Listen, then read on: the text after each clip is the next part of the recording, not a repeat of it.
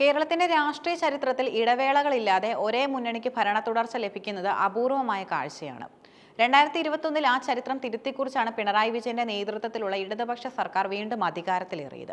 ഇപ്പോൾ പിണറായി 3.0 എന്ന ലക്ഷ്യവുമായി ഇടതുപക്ഷം മുന്നോട്ട് പോകുമ്പോൾ ഭരണവിരുദ്ധ തരംഗം ആഞ്ഞു വീശുന്നുണ്ടോ എന്ന ചോദ്യത്തിന് ഉത്തരവുമായാണ് Manorama news C voter survey ഫലങ്ങൾ പുറത്തുവരുന്നത്. ഈ സർവേയിലെ ഓരോ കണക്കുകളും വരാനിരിക്കുന്ന നിയമസഭാ തിരഞ്ഞെടുപ്പിലെ കേരളത്തിന്റെ രാഷ്ട്രീയഗതി നിർണ്ണയിക്കുന്നവയാണ്. ഈ സർവേയിലെ ഏറ്റവും നിർണായകമായ ചോദ്യം സർക്കാർ അധികാരത്തിൽ തുടരണമോ എന്നതായിരുന്നു.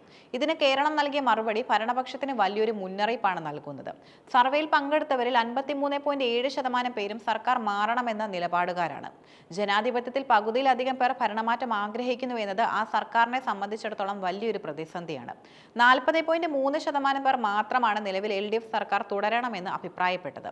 അഭിപ്രായമില്ലാത്തവർ എന്നത് 6.1% പേർ കൃത്യമായ നിലപാട് വ്യക്തമാക്കിയിട്ടില്ല. രണ്ടാം പിണറായി സർക്കാരിന്റെ കാലത്തുണ്ടായ നയപരമായ തീരുമാനങ്ങളും ഭരണപരമായ മെല്ലെപ്പോക്കും ഈ അതൃപ്തിക്ക് കാരണമായിട്ടുണ്ട്. ഭരണവിരുദ്ധ വികാരം കേരളത്തിൽ വളരെ ശക്തമാണെന്ന് ഈ കണക്കുകൾ അടിവരയിടുന്നു. കേരള രാഷ്ട്രീയത്തിൽ മുഖ്യമന്ത്രി പിണറായി വിജയന്റെ വ്യക്തിപ്രഭാവം എക്കാലത്തും വലിയ ചർച്ചാ വിഷയമാണ്. എന്നാൽ പുതിയ സർവേ ഫലങ്ങൾ പ്രകാരം പ്രതിപക്ഷ നേതാവ് VD സതീശൻ മുഖ്യമന്ത്രി സ്ഥാനാർത്ഥി എന്ന നിലയിൽ പിണറായിയെ മറികടന്നിരിക്കുന്നു. 24.1% പേരുടെ പിന്തുണയോടെ സതീശൻ ഒന്നാമതെത്തി. പ്രതിപക്ഷ നേതാവ് എന്ന നിലയിൽ നിയമസഭയ്ക്കകത്തും പുറത്തും അദ്ദേഹം നടത്തുന്ന പക്വമായ ഇടപെടലുകളും സർക്കാരിനെതിരെയുള്ള നിരന്തരമായ പോരാട്ടങ്ങളും ജനങ്ങൾക്കിടയിൽ അദ്ദേഹത്തിന്റെ സ്വീകാര്യത വർദ്ധിപ്പിച്ചു. 22.4% പേർ മാത്രമാണ് പിണറായിയെ വീണ്ടും മുഖ്യമന്ത്രിയായി കാണാൻ ആഗ്രഹിക്കുന്നത്. ഇത് അദ്ദേഹത്തിന്റെ വ്യക്തിപരമായ ജനപ്രീതിയിലുണ്ടായ ഇടിവായി കണക്കാക്കാം. മുഖ്യമന്ത്രി സ്ഥാനത്തേക്ക് 11.3% പേർ ശശി തരൂരിനെ പിന്തുണയ്ക്കുന്നു. നഗര കേന്ദ്രീകൃതമായ വോട്ടർമാർക്കിടയിലും യുവാക്കൾക്കിടയിലും തരൂരിനുള്ള സ്വാധീനം ഇതിൽ തെളിയുന്നുണ്ട്. കൗതുകകരമായ മറ്റൊരു വസ്തുത 42.2% പേർ മറ്റുള്ളവർ എന്ന വിഭാഗത്തെയാണ് പിന്തുണയ്ക്കുന്നതെന്നതാണ്. ഇതിനർത്ഥം പ്രമുഖ നേതാക്കൾക്ക് പുറമെ ഒരു പുതിയ നേതൃത്വത്തെയോ അല്ലെങ്കിൽ KK ശൈലജ, രമേശ് ചെന്നിത്തല തുടങ്ങിയ മറ്റു മുതിർന്ന നേതാക്കളെയോ ജനങ്ങൾ പ്രതീക്ഷിക്കുന്നു എന്നാണ്. കേരളം നേരിടുന്ന ഏറ്റവും വലിയ വെല്ലുവിളി എന്താണെന്ന ചോദ്യത്തിന് ജനങ്ങൾ നൽകിയ മറുപടി സർക്കാരിന്റെ വികസന വാദങ്ങളെ ചോദ്യം ചെയ്യുന്നതാണ്. കേരളത്തിലെ അഭ്യസ്തവിദ്യരായ യുവാക്കൾ നേരിടുന്ന ഏറ്റവും വലിയ പ്രതിസന്ധി തൊഴിലില്ലായ്മയാണെന്ന് സർവേ പറയുന്നു. PSC നിയമനങ്ങളിലെ കാലതാമസം, പുതിയ തൊഴിലവസരങ്ങളുടെ അഭാവവും ജനങ്ങളെ സർക്കാരിൽ നിന്നും അകറ്റുകയാണ്.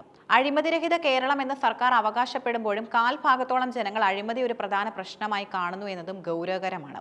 വിവിധ പദ്ധതികളിലെ സുതാര്യത കുറവ് ഇതിന് കാരണമായിരിക്കാം. നിത്യോപയോഗ സാധനങ്ങളുടെ വിലക്കയറ്റം സർക്കാരിന്റെ നട്ടലൊടിക്കുന്നു എന്ന യാഥാർത്ഥ്യം സർവേയിൽ പ്രതിഫലിക്കുന്നു. സപ്ലൈകോ പോലുള്ള സംവിധാനങ്ങളുടെ പ്രതിസന്ധി ഇതിന് ആക്കം കൂട്ടിയിട്ടുണ്ട്.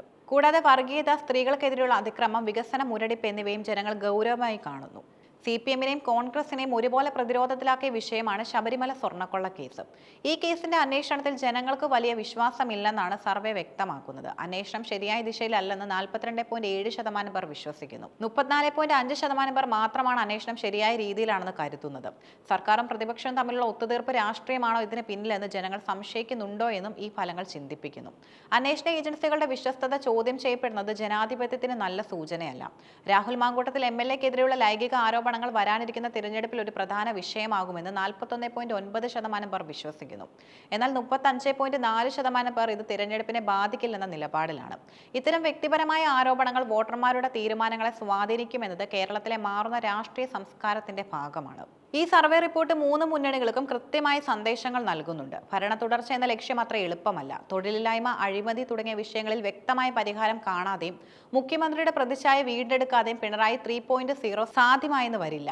അനുകൂലമായി കാറ്റ് വീശുന്നുണ്ടെങ്കിലും നേതൃത്വങ്ങൾക്കിടയിൽ ഭിന്നത പരിഹരിക്കേണ്ടതുണ്ട്. VD സതീശന് ലഭിച്ച ജനപ്രീതി വോട്ടാക്കി മാറ്റാൻ താഴെത്തട്ടിലുള്ള സംഘടനാ സംവിധാനം ശക്തിപ്പെടുത്തണം. സർവേയിൽ പലയിടത്തും BJP നേതാക്കളുടെ പേര് പരാമർശിക്കപ്പെടുന്നില്ലെങ്കിലും ഭരണവിരുദ്ധ വികാരം BJPക്കും ചില മണ്ഡലങ്ങളിൽ ഗുണകരമായേക്കാം.